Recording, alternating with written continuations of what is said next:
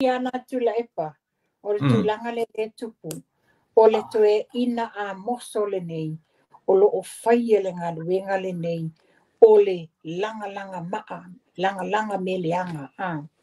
Ia, toe moni ala o tula epa. Ia e tatia tu foi lei au tawha tamaita e ia fia mi. O ia foi o tangata e lava le tomai. Lava foi le au onga. Tau na whapea whiwhuri ai. Tu ia sei ona o le loto ele uma mo musu e whaawau le tofi pale mia le fionga lau le malitoa. Ia o le mea. O le to i lalo popo lavo tuila epa. O lona to i lalo popo. Wa vai o mai le so whaapea o whaapea mai. Wa avesana whaamanianga i le sunga lau le malitoa tanu na tula i malitofi. That shows that he's a sore loser. Ia, pi kau whelo lotu le na. Pi tau whelo lotu le na tupa i le tūlanga o le ave o le. Pira mele na whai e lom tua. Paponga masa mo e mele na wha malo manan. Iyo. Pia, whea ni moanga upu.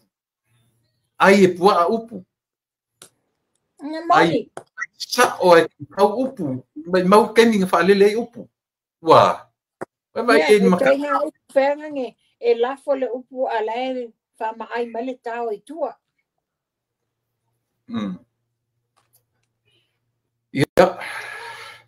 Le ngatala ina whaaleanga i tula e pale package. Ai sau foi fia mea o adopt.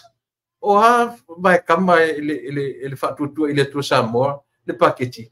O ha ni package e fia kausanga o ngofungi lako package. Nga ise lako package nga whai luma tua ele mea. Ele tura mai i ele whainga pio mea ngā. E tutusa le lei al whaaleanga nga i tula e pa. Ma le whaaleanga nga fia mea o le package leo lo tula mai. Tula e pa whai tula tala lea. Ua tula i fia me whaaleanga le paketi ona o lea. Mana tua foi. Lana mea le na whai ave ese whafua se i le fionga le tau sala na fionga a mulipola ana rosa moli o ale. Mai le tofi min stau tupe. Le aise wha malama anga. Le ai se pre-notification e le ai fo se whaatalatana noanga. Ave ese ngu lava. Lale mena o iai. Lea lana ave loto e min stau tinama tamaitai maanga fsotai. A o le wato e tu la i mai nele whainga malofo. Lea la wato e tu matila tau sala lana fionga al min stau e whaile tala tupele nei. Lea la wato tongi maa mai iai. Ne ai. E lei whapea o le fionga mumpolo o tangata anga waa tangata sue tusi, tangata lava tomai. A le ne o mai e tam whaita uleanga ina. Se e whai mai fua mea, wa peia o mea an tamaiti vale. E o le e tau whaaleanga atu loto e le lea lesi. Ai e le o wano iai le fionga tamaita I mean star. Po le sui pale mia phone. She's lift her head up high, move on. Whailam tala tupe, I le mai mawelo na taimi. A le neivo mai whai mai, o le tatianga leo le tala le lato budget sa ia, mana tua foi. E lato te le au mai le, o le amai tala tupe, ua whaawau e le whainga malo nei, whaawau le 5 tausanga, le ufa popo le 1.8 million I le miliona.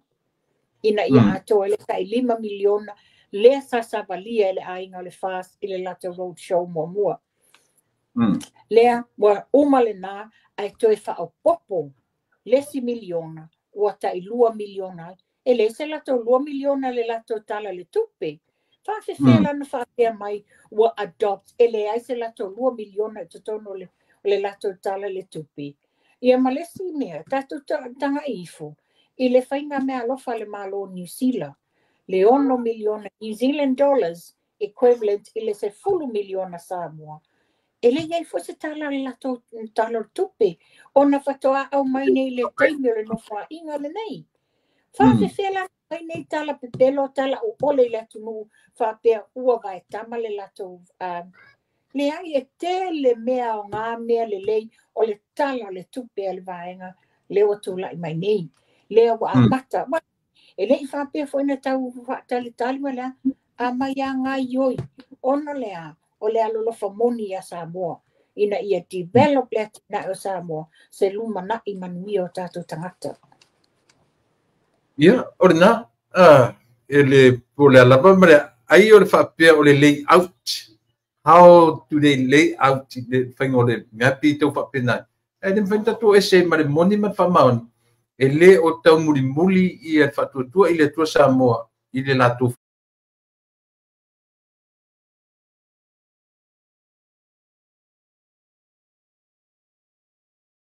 apa no gunya na tala tu sale le ia tau fa le nga fia me ma tau fa le nga tu le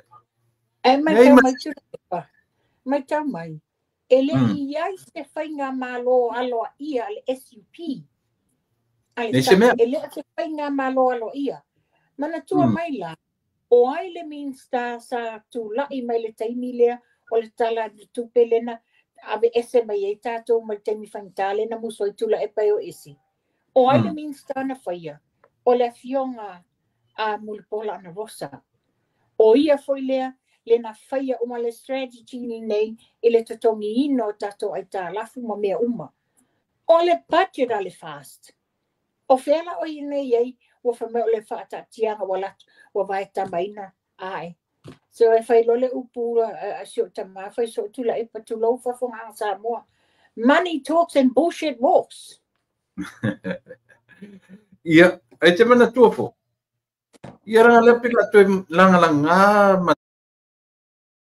na tu mafina ngalo tangata pe ai seana no foi ma sui na reshuffle na fai e au noa ma se talanoa yo pe mo ia me patino ia te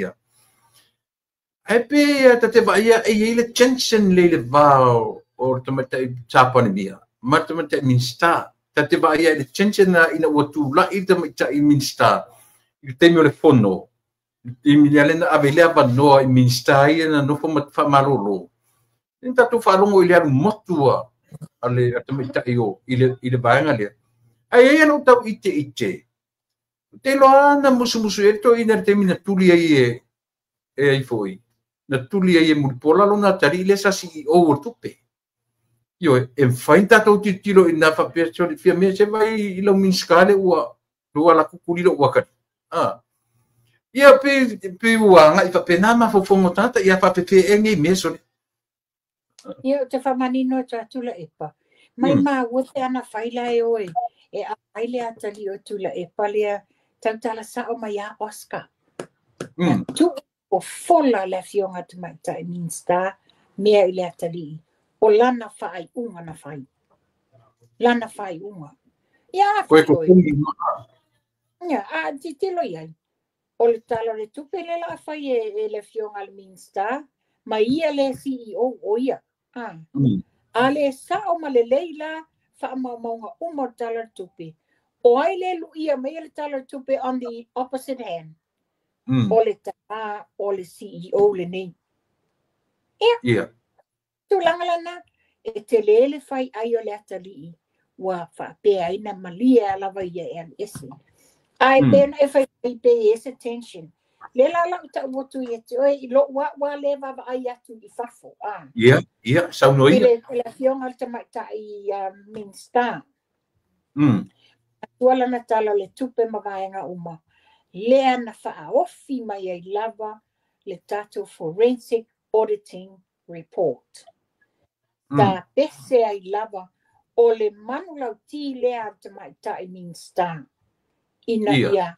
ta ili lea miotonu wa tele ati na e leoni ati na e sao e leoni ati na e maoti ati na e le lei mo le atunu le la yele forensic auditing le nei e pese e tele fionga le minsta e pei folinga e le fia la ia fia me ma isi o le vaenga le HRPP le la na fai le reshuffle that's my take la utiti lo atu le tua wa tamai ko ia the maua le forensic auditing ya o ke topa tau sanga le te ele pai ele choko leva na maua aia sa fa fai ele minsta tupi sa whawhai ai mai pare mia, ai le whai loa no.